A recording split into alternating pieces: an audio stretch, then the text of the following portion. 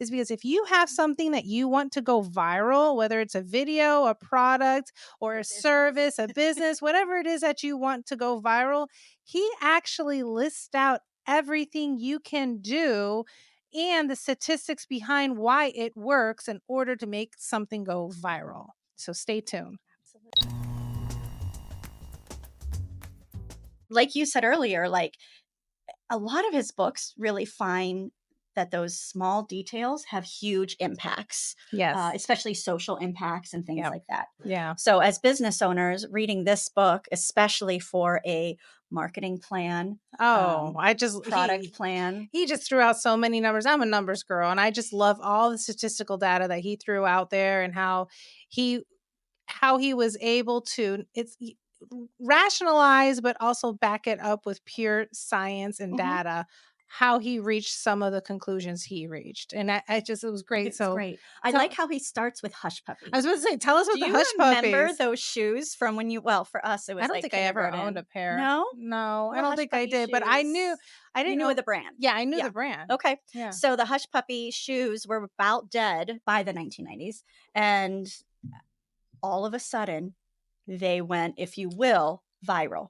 And the thought was, I mean, at this point, they were in vintage shops and secondhand shops. So these kids living in, one of the suburbs of New York, picked them up to start wearing them. And here you've got these savvy young people wearing them to the club or wearing them to the cafes or wearing them to school. And it just caught on. And it went so big as it was in some very recognizable fashion shows. Oh yeah, celebrities were Celebrities starting were to wear wearing it. it. Yeah, and once you get it on a celebrity, forget about it.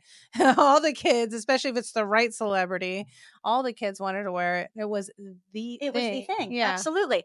And so the tipping point, like that Malcolm wants to take us through, is that key moment, something that happens due to a couple factors. Yeah. And he digs into these factors, and and he goes so well into them. He digs in to this tipping point. And just like you said, for a brand or for a marketing, for anything, business, anything. And he says there really are three things that are factors. And he's like, one, there is some sort of contagious behavior that happens. Yep. Like kids deciding to start wearing the Hush Puppies, right? Or the second is that little changes can have big effects. Yeah. The smallest little thing. And he gives several examples on that. And then oftentimes change happens in a hurry. It explodes overnight. Yeah. And you ever heard that person became a sensation overnight? Where did this person come from? It was unknown yesterday and now super popular and super famous all over the world. That's what she's talking about. Change happens overnight. It Absolutely. happens So quick. Much like probably with Hush Puppies for the business. Yeah, like COVID. We don't know what was happening behind the scenes for possibly 2 or 3 years. Yeah. I mean, we know now, thanks to social media, things evolve very fast. Yeah. And they die very fast. Yeah. Even more so. But this was written in early 2000s. I was just about to ask. Okay, so this is 24 years ago. Correct. Imagine now the speed at which they... I would love for... I actually didn't research. I probably should if he did an abridged version, because it was so he takes us through this journey of where is the tipping point, and he starts with what happens with epidemics and viruses.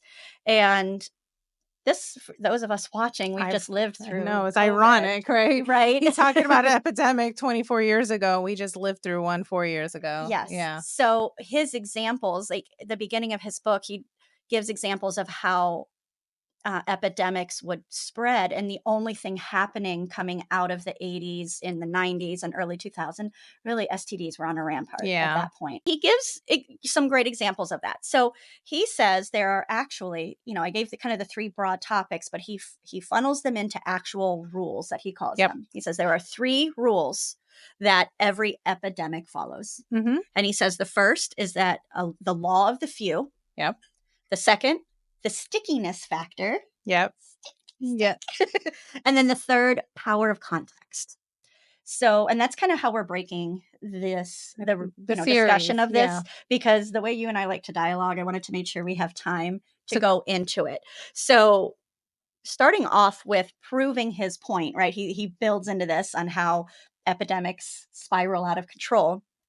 and talking about really how a few, he talked about a particular STD like blowing up at one point by 500%. There, he provides three possible perspectives that were shared with why it blew up like it did. The first, the CDC said that, well, drug usage is out of control. Yeah. And one of the assumed vices that comes along with excessive drug using and partying is usually multiple sex partners and things like that. Yeah. So Let go of those inhibitions, huh? yeah, absolutely. But then somebody else coming from John Hopkins thought, well, you know what? The city had just gone through cutbacks in budget. Okay. Therefore, they closed some of the clinics. They cut their outreach staff down for education. And therefore, when somebody needed something treated, the many clinics that there were went down to significantly less. And then the third was that public housing, they were actually going to, restructure and build new things up. And they tore down a lot of public housing and row housing and things like that. So the people who lived in a very consolidated area that may have had this had to dissipate across the city. Yeah, and then they started getting busy with whatever community they were started yes, integrating absolutely. in. Yeah. So, and then he goes in, I feel like there's an underlying theme for the 80-20 rule. You see it, right? Yes, absolutely. But he does explain how, with epidemics especially, and I would say with brands taking off and trends, he says it's even more disproportionate. Yeah. It most definitely is. Yes. Yeah. And he gave an example of an STD in Colorado. This was, I think, the gonorrhea one. He knew gonorrhea was in there somewhere. And, one of the health professionals started tracking where these cases were coming from. And he was finding that most cases came from 4 specific neighborhoods. And I didn't know about this, but I guess with gonorrhea specifically, you can have the disease, but never transmit it. I didn't know that. You just be a carrier. Yeah. Not even I mean, you have it. You carry it yourself, but you don't transmit it at all. Okay, perfect. I didn't know these words. Anyways, and he found in over 100,000 people that had contracted it, only 168 were actually like passing it around. So really what he sums up in the introduction part is that really epidemics tip because of a few. That's what he was saying, with the fact that gonorrhea spread because of 168 people. Yeah.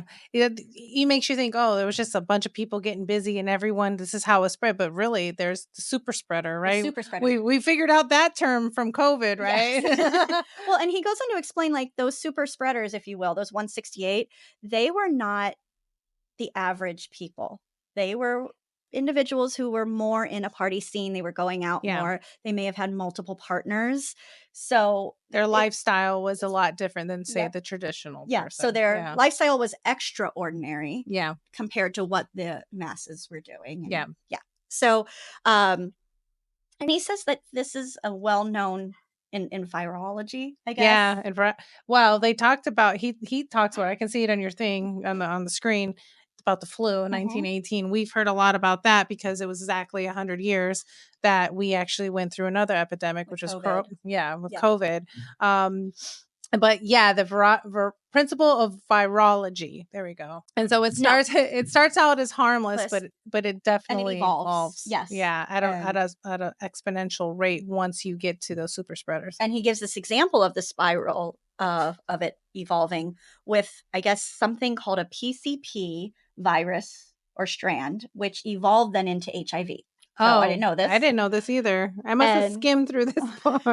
So he takes you through back in the 50s in, I think it's in Sweden, where this happened, where suddenly 81 infants died from this PCP epidemic, which then was an early predecessor to HIV.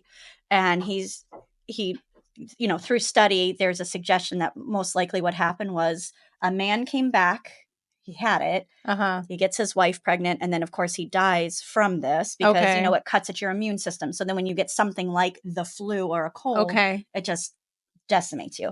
So anyways, his wife is pregnant. She seems healthy. She goes to this particular ward to have her child, and her child is there, and this is in the 50s in Europe.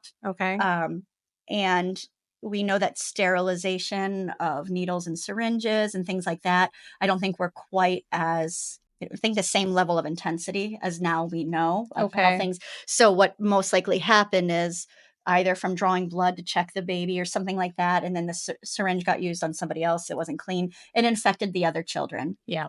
And that's what happened. So again, he's really pulling into the example of something can happen with just a few. And I mean, this was even patient 0, actually. Yeah. It's funny how they were able to narrow it down. To narrow it down. Sure. Yeah. So he says, the law of the few. And then he gets into the stickiness factor. And he really, that's why he kind of shifts gears and talks a little bit about marketing tactics and things like that. And the focus, and he gets way into this, and this for us will be our 3rd episode. Yeah. The stickiness factor, where really, you want people to hear you, but the more important thing is you need them to remember you and to action on what you're saying. Yeah, that's where the slogans come from. You ever hear, we were talking about a slogan that's catchy, where you already know when the tune's starting, you already know what it belongs to, what product it belongs to. And that's the just by hearing it or seeing it. Yeah, that's the stickiness, because it's an earworm that gets in your head, or even whenever you see it, it's comical, and so you already associate it. It's stuck with you because it evokes makes an you emotion laugh. of some kind. Yeah, because most people buy emotionally. And then he obviously, the 3rd rule then is the context or the situation. And in this particular case, he likes to dig in. If you remember about Kitty, she had gotten attacked and killed in front of her apartment complex in the 60s, I think it was. And the claim was that there were 38 people living in that apartment complex. Oh, yes. And nobody called for help. Yeah. And that then introduced the bystander concept, where everybody else thinks somebody else is going to be responsible for it. And he dives more into why this happened and why that effect is the way it is in the second, or it's in the 3rd or 4th chapter. Be the 3rd series for us, but I think the 4th chapter in the book or something like that. Yeah, you're absolutely right. So I think really great overview of the things we're gonna dig into. Yeah, the few in the stickiness, I feel like got me the most. Yes, I do too. The context was a little, I feel like I got context super quick, and it didn't need to be as painted, as it maybe, but it's still an important factor because it's so true. You have to look at the situation and what had happened, and the fact that this happened to this poor woman situationally. What was going on? Well, there were multiple people there. Anyways, I'm really I just don't want to dive too much into it, because I know we're going to go over it in depth. Not as deep as Malcolm did, okay? We're giving you the very condensed version. Absolutely. Which is the reason why I love doing this, because I think a lot of our viewers have already maybe read this book and they just want to see our take and our perspective. I love how we're able to just go back and forth. So guys, thank you so much for joining us on this journey and be part of this podcast with us. Really a great book. I'm excited to dig in deeper over the next few episodes. Me too. So guys, help us by growing this community, please. If you can hit that little like button and subscribe, but really we need sharing. Share your thoughts and feedback. We would love comments, but we also just send it to somebody who you think would appreciate this. Right? Spread the love. Spread the love. And while you're at it, I mean, grab a good book. Get some great booze. And grab an incredible buddy to share it with. Cheers, y'all. See you next week. Bye. Oh, they're both recording. Okay, let's do this. We're just sitting quietly waiting. Can we talk now? Can we talk? Are we good to go?